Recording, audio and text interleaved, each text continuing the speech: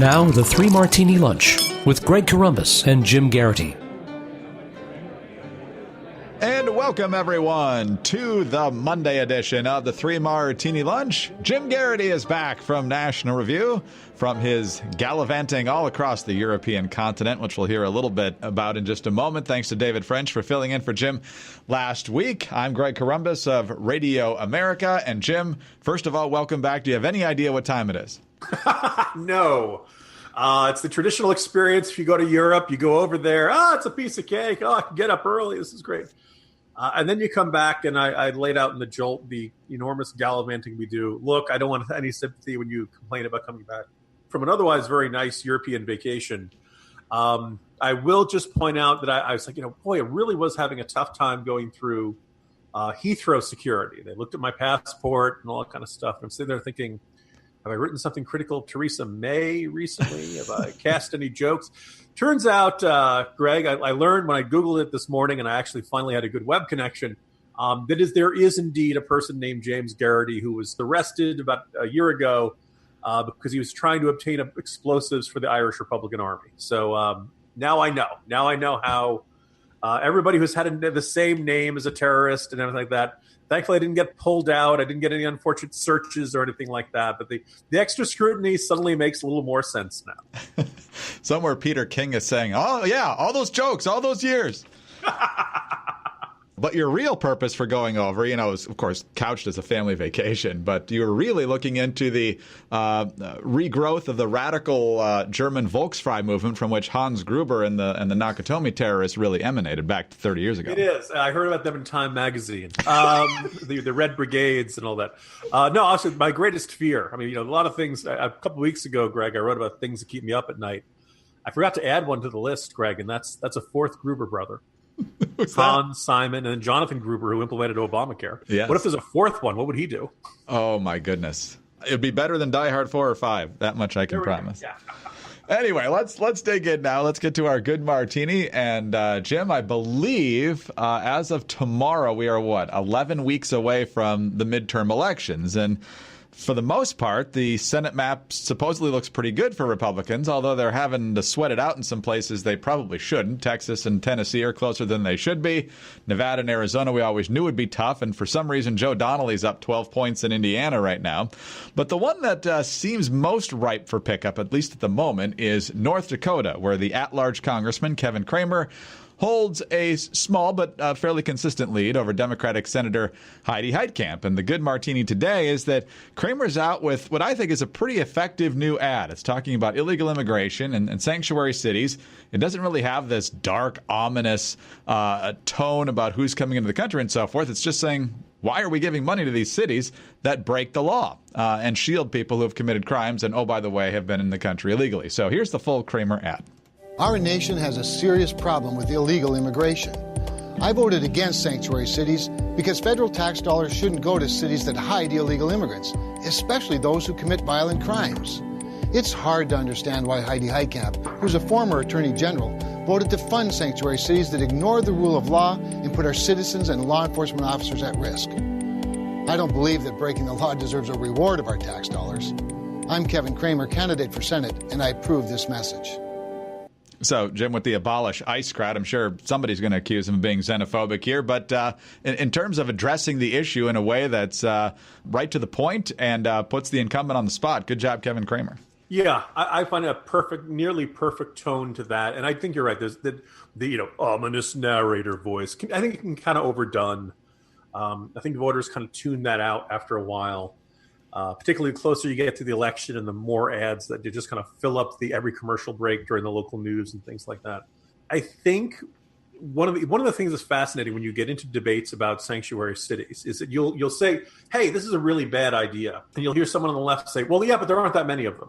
Okay, that doesn't really make it a good idea. now you just shifted it to discussion of scope.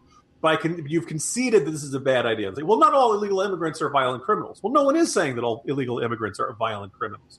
But we're saying that when local law enforcement says we are not going to cooperate with ICE, we are not going to turn over people we arrest for crimes for deportation because we've decided that it represents some sort of, xenophobia or hatred of immigrants or something like that, sometimes you end up with very minor consequences, and sometimes you end up with very serious consequences, i.e. putting a violent criminal back on the streets or not having them outside of the country because you've refused to cooperate with federal immigration authorities.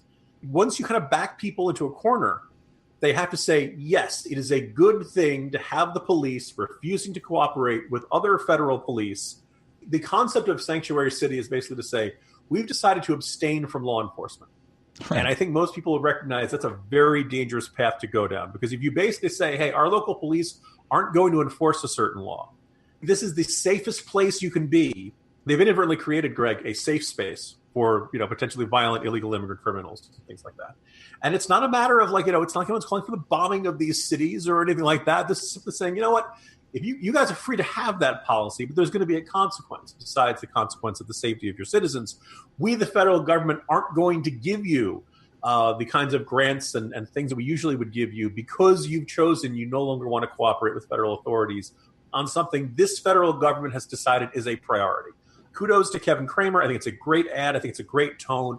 I think it's very straightforward and exactly the sort of thing what he should have in a state where, yes, he's a challenger, but he's run statewide several times. He should be in a good position for November against Heidi Heitkamp. I think so. I do have one mild correction for him, though, and I would say this to every Republican.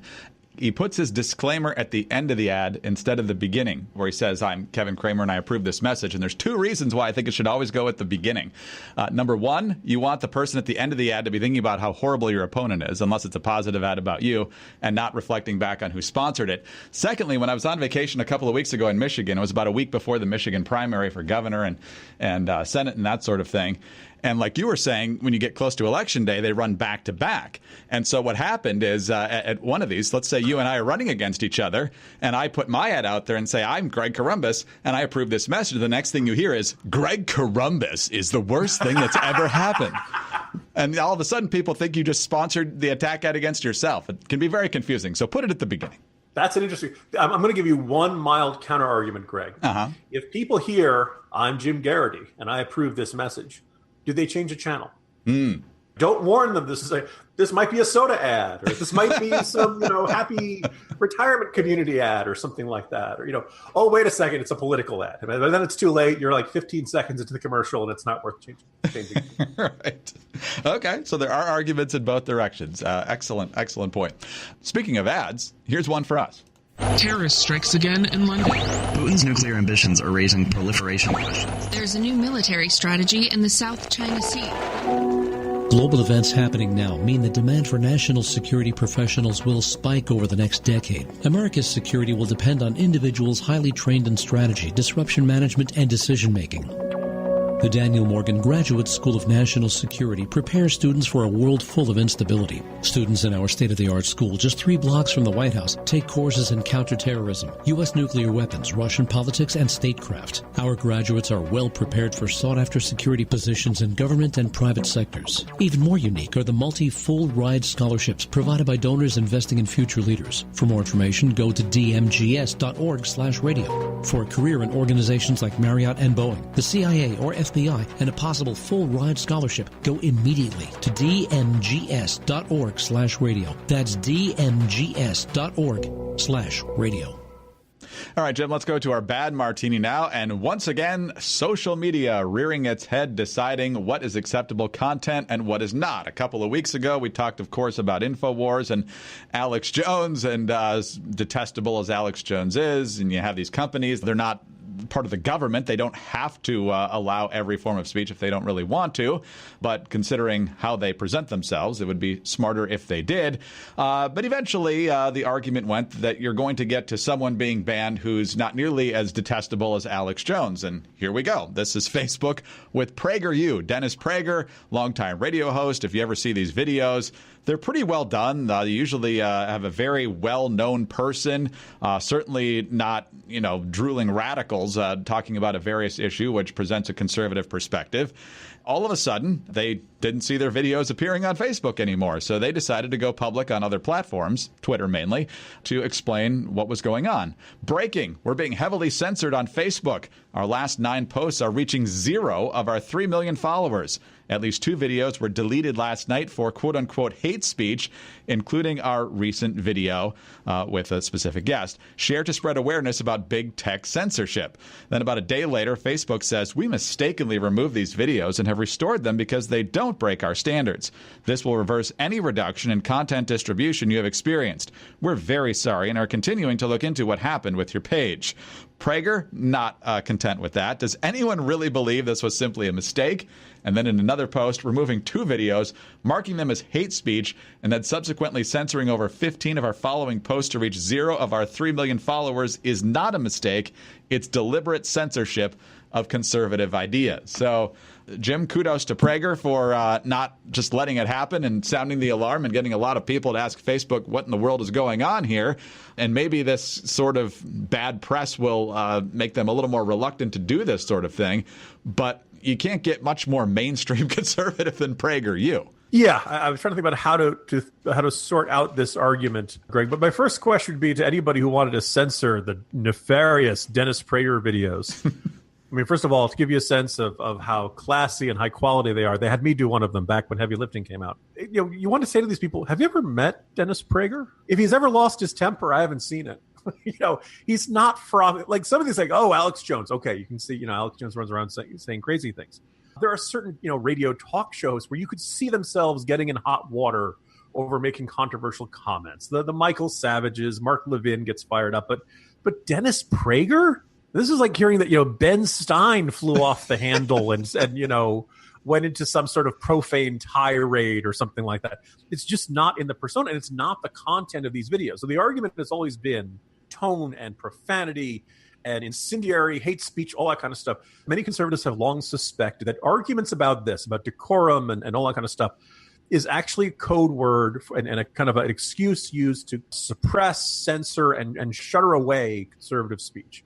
When things like this happen to Prager videos, this really strengthens the argument because there's nothing vulgar in it. There's nothing sexist in it. I can't imagine there's anything in it that's hateful or incendiary in that manner. Shapiro's done a bunch. They have a whole bunch of people. Most episodes of the Prager videos, Greg, are as offensive as Charlie Rose. Then I remember what Charlie Rose did. So maybe that's a bad comparison. Charlie Rose is way more offensive than what you find in your typical Dennis Prager video. So the question is, why would this particular set of videos keep finding itself censored, keep finding itself taken down, you violated community guidelines, et cetera, et cetera? The community guideline, fairly obviously, Greg, is don't be conservative. Right. That's the conservative. That is the community guideline they're attempting to enforce there. There's 2 possibilities here. The first is a bunch of liberals get together. They realize that Prager videos are very effective arguments for conservatism, and they're bothered by this. They're frightened by this. They're threatened by this. So they report it as this is offensive. This is hate speech. This is dangerous. This is violating community guidelines, et cetera, et cetera. So the first thing is a possibility that Facebook's algorithms and complaint process can be rigged, can be gamed. Bad faith efforts are leading to de facto censorship on Facebook's platform. And I suppose that's one possible explanation. But the other thing I'd kind of like to ask of Jack and everybody else at Facebook and on all these social media companies, the people who have to make the decision on whether to take something down because it doesn't meet community guidelines, are they familiar with the realm in which they are scrutinizing?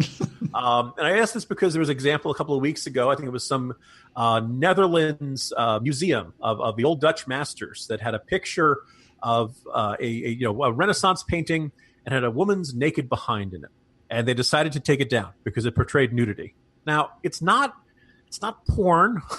It's not erotic art. It's not, it is a classic Renaissance painting, and it's got a bare bottom in it. And I don't think anybody's necessarily going to be scandalized or have their eyes burned or something like that. If it's not your taste, that's fine. They've heard about people whose portrayals of the crucifixion of Christ have been said, oh, that's too bloody. It's too violent. We can't have violent images on there.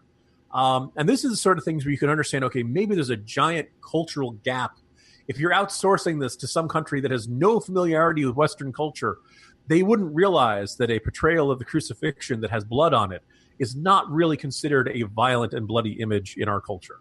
It is not considered inappropriate. Some of us might say it's actually the exact opposite. It's extremely appropriate. It's super appropriate. Same thing with Renaissance paintings of it's got a woman's behind in it or something like that. Are you familiar with what you are scrutinizing and what you are determining is in violation of community guidelines?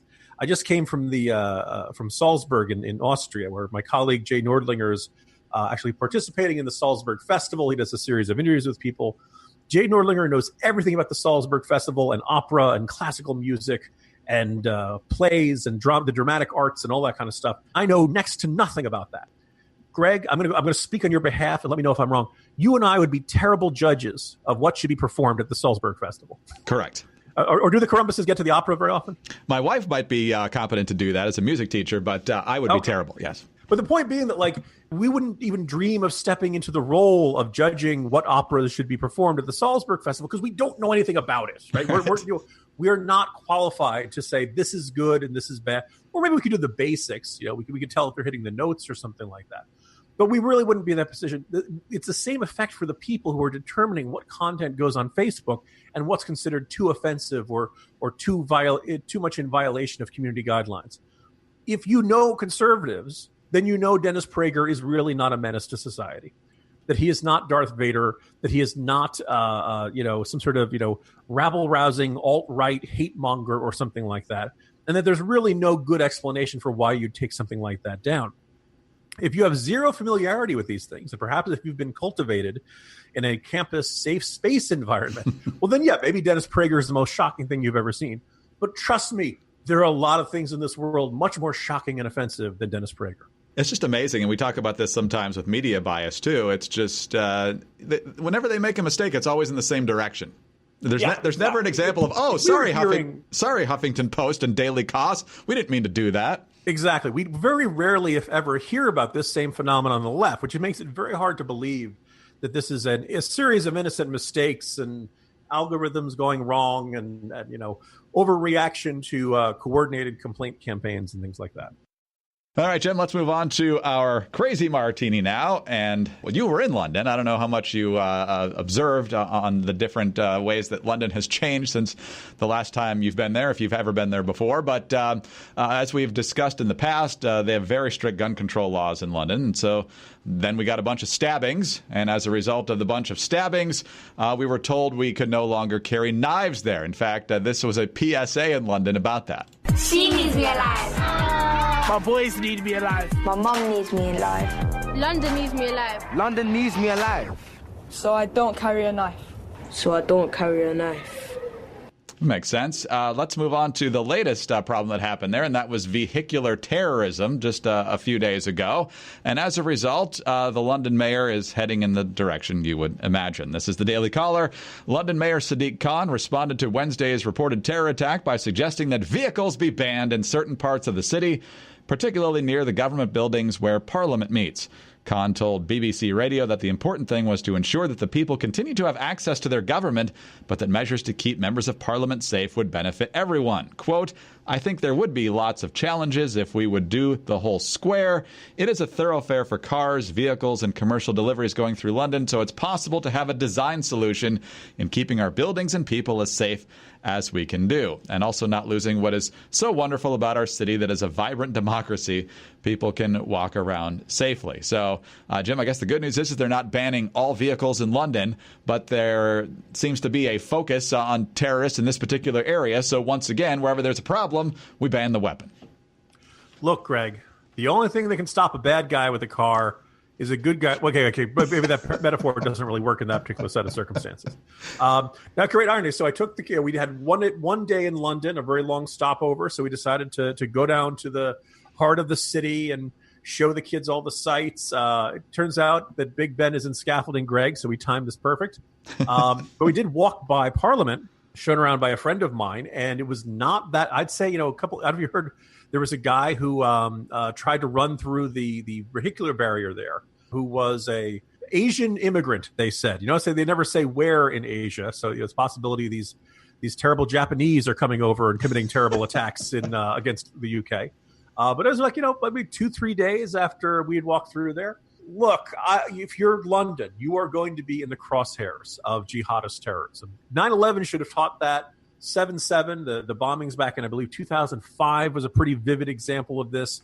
We've seen it over and over again. The good news is that the style of attacks involving vans and involving, they're using vans and knives because they can't get their hands on explosives or hijacking airliners or other much more destructive, much more powerful forms of killing lots of people. Having said that, guys running around with knives and guys driving vans onto sidewalks can still obviously, kill a certain number of people and frighten a lot of people and put the city in lockdown and all kinds of other, terrible effects like that. So the question is, how do you want to respond to it? Well, I noticed in that lovely video you played there, Greg, the suggestion is that by you carrying a knife, you're putting yourself at risk. And I'm sitting there thinking, like, Greg, are you putting it in the pocket with a very thin lining of your pants, and the knife cuts through it? Most of us can walk around. Are they running with scissors, Greg? Is that kind of having holding a knife, if having a knife in your possession was the only thing in the world that was ipso facto dangerous, you'd hear about people bleeding to death in their kitchens all the time, right? Most people can cut an apple without actually cutting off any fingers, right? We all remember the Dan Aykroyd as Julia Childs cutting her finger and bleeding all over the table and things like that. Once we had this expectation that you as a citizen would be a responsible grown-up and that you could, never mind holding a firearm, that you could carry whatever you needed to carry and you would not injure yourself. It's really not you carrying a knife that is most likely to cause you to bleed to death on the streets of London. It's somebody else with a knife stabbing into you that's going to cause you to bleed to death on the streets of London. And ultimately, that's a policing issue. Are you police going out there and getting the bad guys and getting them off the streets and putting them in prison before they stab other people because they want to take their wallets or things like that? Deeply frustrating. Kind of what we've come to expect from this current mayor of London.